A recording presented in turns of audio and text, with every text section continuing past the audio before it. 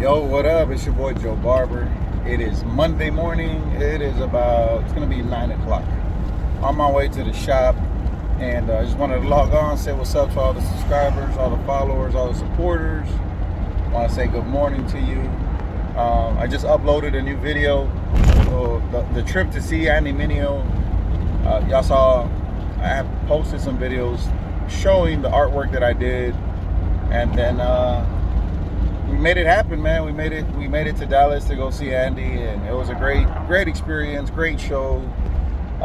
Back in San Antonio, it's like about a 5.5 hour drive from here to Dallas, depending on the traffic, man, because 35 is bananas. But either way, we made it back. My son goes to UT in Austin, so I dropped him off over there, and it was a great experience, man. Big shout out to Andy. You know, a lot of people want to be able to call themselves celebrity barbers. A lot of people want to cut artists and athletes and whatnot. They want to grow their brand and their recognition in the industry, and that's dope. But the main thing for me is that I want to tell you guys that you got to put in the time. You got to, there's a lot of grinding that has to be done in the shop before you can expand outside of it. Now, I'm not saying you got to cut for 10 years or whatever, because the quality of cuts and the amount of focus that you put into each individual cut is gonna help you grow your skill when you have a high standard of how you want your haircuts to look and how to execute. So some people may be doing, mediocre cuts for 10 years and not really grow in that way. But if you're constantly learning and you're constantly growing from social media by, following some of the top artists, top barbers, top whatever, you're gonna grow if you apply the techniques. If you go to barber shows, barber expos, and you learn from specific people, you add that to to your arsenal, man, and that's what it's about. But majority of the time, I'm gonna tell you the key factors is you gotta cut, you gotta be dope at cutting. Not only fades and designs, it's also about texturizing, understanding length, understanding volume, understanding those kind of things, knowing how to deliver a haircut where you're in an atmosphere where you don't know how much lighting you may have. So you got to be able to perform in low lighting, or you got to take your own lighting. I would recommend also to take your own seat, like a stool that you're comfortable with that can hold up to whatever amount of pounds. Don't buy a little cheapy one. Buy one that that you can take with you. That's a little heavy duty, but can sustain the weight. You want something comfortable. I say that because I've been in situations where, like, man, I'm cutting and I'm hurting my back because they're sitting like on a folding chair or an office chair. I've cut hair in offices. I've cut hair in churches. I went down to Houston one time to go cut Andy at the Joel Osteen church. And yeah, man, they had a nice dressing room and all that. They have dope like areas for hairdressers, but the chair itself was not like a salon chair where I can pump it up, or a stool that was high. It was really low, so I had to adjust, man. And there's times, even when I cut his hair in Lubbock at the Texas A&M University, he had a concert there, and I had to kneel down to do his beard and his edge up because the chair was so low. So you got to be able to perform under those conditions. You also have to remain professional. Like, you don't want to get too personal, or you don't want to get to a point to where you're more of a fan than you are a barber. Like, you want to record everything, and you got to be cool with these people, and they got to like give you the permission. For sure, they got to give you the permission to, okay, yeah, no, you can take some pictures, or yeah, you can record this. Because you don't want to come off, to where you're taking advantage of their, their kindness, and you got to treat them like people. And that's what I do, man. When I'm around, people that are A-list, I've been around millionaires, all that kind of stuff, man. I just treat them like people. I don't care how many followers you got or how much money you got. I'm gonna treat you with respect and with love, just how I want to be treated.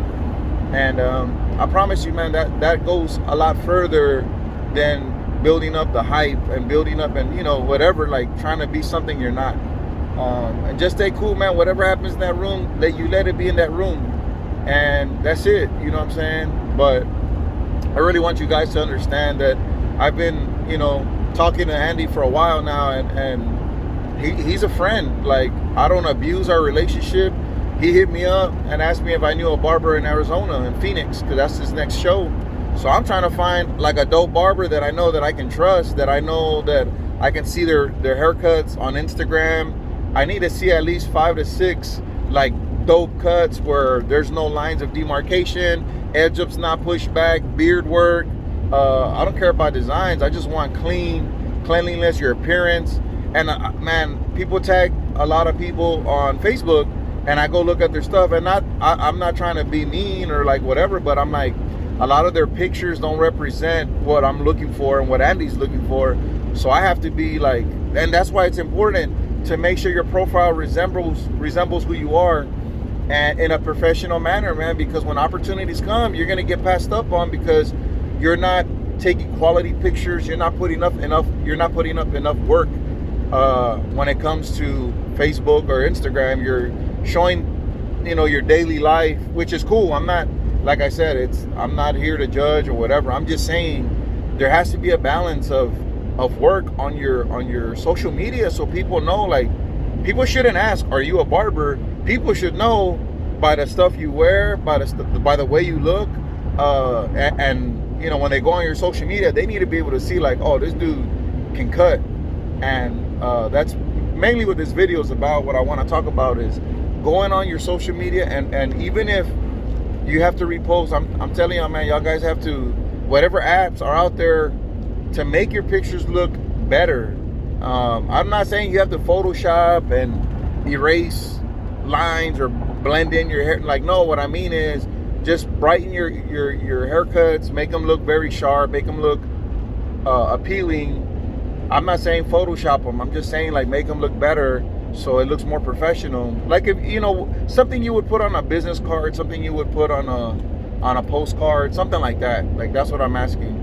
But anyway, man, I really want y'all guys to understand that it takes a lot of work. I've been doing this for a long time. I keep telling y'all guys, I've been licensed for 16 years. I just got my instructor's license, and I'm planning on opening my school, and I'm hitting the ground running, man. Like, I promise you guys, it's gonna be awesome at my school. I'm teaching you everything that you need to know to be a successful barber. I'm not teaching you how to be an Instagram star. I'm not teaching you how to be a YouTuber. I'm not teaching you just that. I'm teaching you how to cut hair, where your mindset has to be, how to grow in your life, how to be a productive member of society, and how to overcome obstacles. And I'm not a therapist, I'm not a counselor, I'm a mentor, and that's what I am. I'm a mentor, I'm an instructor. Anything that I've experienced in my life, I'm gonna share, because if that's the way you're gonna connect with me, and that's the way you're gonna respect me, by knowing like, yo, this dude, yeah, he been to jail, yeah, he lost, his dad, yeah, he was homeless, yeah, he was this, he was that. And then I'm gonna also share the good. Like, yeah, I've won all these barber battles, I've traveled to all these cities, I've met all these dope barbers, I've become friends with a lot of people because I got out of my comfort zone, and I had a big dream. Like, I wanted to be the best barber I can be, like, everywhere. I wanted to put San Antonio on the map, because when I first started cutting hair, nobody respected San Antonio, man. And now we got some of the dopest barbers that in the country, and they respect us, and that's great. That's, I'm telling you, man, there's so much good. There's so much good in changing your mind and becoming a better person, and becoming a professional, becoming whatever. Like, having higher standards is so important. But you have to do that on your own. Like, you got to believe that, and you got to want that. Because I could sit here and talk to you till I'm blue in the face, and I promise you, man, it's not going to make a difference. You're going to hear it, and you're going to be like, oh, that's cool, man. Like, man, that's tight. But I'm telling you, man, there's nothing special about me, man. There's nothing special. I make mistakes just like you. I fall short just like you. I sin just like you. There's a lot of things that I'm working on within myself, that I have a lot of insecurities about things, and it's life. We have those things, dude. I'm telling you. I used to have anxiety. I used to have all these problems. And it was hard, man. It's hard to overcome those things. It's hard to love yourself after you've made too many mistakes in life, or at least you see them as big mistakes. And it's hard, man, to rebound off of that. But I promise you, man, it's worth it. And it's a daily thing. It's not like there ain't no medication out there, dog, that's gonna just fix you. It's you versus you, and it's about you like making that choice and being real with yourself. You gotta write stuff down, the things that your weaknesses, your strengths, the things you love, and the things that bother you about yourself that you feel like, you know what, man, I know that's not good in me. Let me work on that. It's like going to the gym. You want to hit the gym up, you got to know what you're targeting. Are you targeting your arms, your back, your legs, whatever? It's the same thing in the spiritual, man. It's the same thing in the mental. You got to work on that. And I promise you, man, it's gonna make a big difference. But I just want to reach out to any barber out there, anybody in general, like anyone that watches my videos. Like, I want you to know, man, it's real. It's real out here, man. And we got problems just like y'all do. We all share the same pain. And sometimes you have harder days than other. And sometimes you're on the top and you feel good. You have clarity. And it's just amazing how beautiful life is. But on the flip side, yeah, man, there's a lot of pain. There is a lot of pain. And I want y'all guys to know that. I want y'all to know that regardless of the pain, you can overcome it. You can do better. You can do more. You just have to make that choice. And that's all I want to say, man. I appreciate anyone that watches these videos. You know, all those subscribers, everybody that supports, man. I can, trust me, man, I'm going to put up a lot of content. I'm working on it. I'm going to be doing free portraits, free designs on Wednesdays. I'm going to block out my schedule just for that purpose, so I can create more content on my Instagram, on my TikTok, on my everything. So I don't want y'all to think that I'm just, you know, becoming just a motivational speaker. But I do want to motivate. I do want to inspire. But all the losses that I've taken in my life have turned into lessons. And if I'm able to reach you and teach you with these lessons, then that's what God put me here for. You know, my dream was to be a teacher, like a basketball coach. And that, you know, I told myself I don't have the accolades to be a basketball coach, like teacher. I don't feel like I didn't play D1 basketball. I didn't go to college. I didn't win a state championship. I didn't do none of that. But in barbering, I've accomplished a lot of the things that barbers want to accomplish. So I'm like, this is what God wants me to do. He wants me to use my gift to be able to inspire the next generation. And that's what I'm going to do. So I'm at the post office. I'm about to drop off this letter.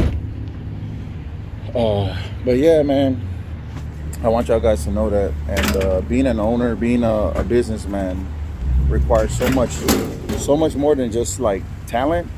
It requires a lot of focus, and it requires a lot of growth. And it hurts sometimes when you're going through the growth, man. I promise you it hurts, because it's not easy, and you get out of your comfort zone. A lot of us are just comfortable with existing, and we don't like going against the grain. We want everything to be smooth. We want everything to be like we want it to be just like a routine where we can constantly do it. But the fact is that when you live like that, man, you're missing your life. You're missing your purpose. You become a robot. You become just like, you just exist. And you're not being stretched out. You're not growing. You're not learning at a rate to where it's gonna help you become better, stronger, whatever it is, man. I'm telling y'all from experience, okay? Believe me, it hurts. It hurts to grow. It hurts to, you know, I'll tell you, for me, I put a lot of limitations on myself. Oh man, I can't type. I can't balance my taxes. I can't do this. I can't do that. I don't know how to make flyers. I don't know how to promote myself. I don't know how to do social media. I don't know how to do TikTok. I don't know how to, you don't know. Nobody knows at first. We all start somewhere. And you just got to push yourself. And you got to take notes, and you got to study it like a real class, like write stuff down and connect dots and do all that kind of stuff. You know, and I don't have 100,000 followers yet. I'm gonna have that because I'm putting my mind to do that. And if I don't reach it this year, it's cool. But I'm saying, like, that's my goal. And that's what I want to do, because I want to reach more people. I don't want to just keep all this information to myself. I want to grow my business. I want to grow my school. I'm going to open up 2 schools this year. That's my plan.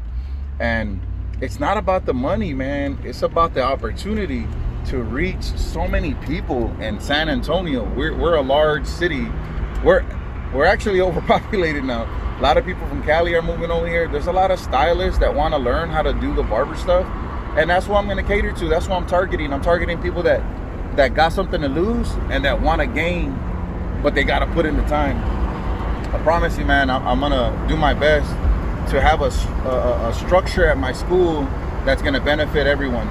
And everybody learns different. Everybody processes information different. And I'm taking that into account. So I want to make sure that my syllabus and all that can cater to everybody. So that's what I'm doing, man. But anyway, all right, I got to let go of the phone and get back to focusing on driving, getting to my shop. I got to print out a lot of documents right now. I got a full day. I'm booked from open to close, and hopefully I'll be able to make it to the bank to go deposit some money and do all the other things that owners got to do. You got to pay the bills, and you got to stay on top of things. It ain't easy, but it's very possible. So, all right, man, y'all stay blessed and y'all stay faded.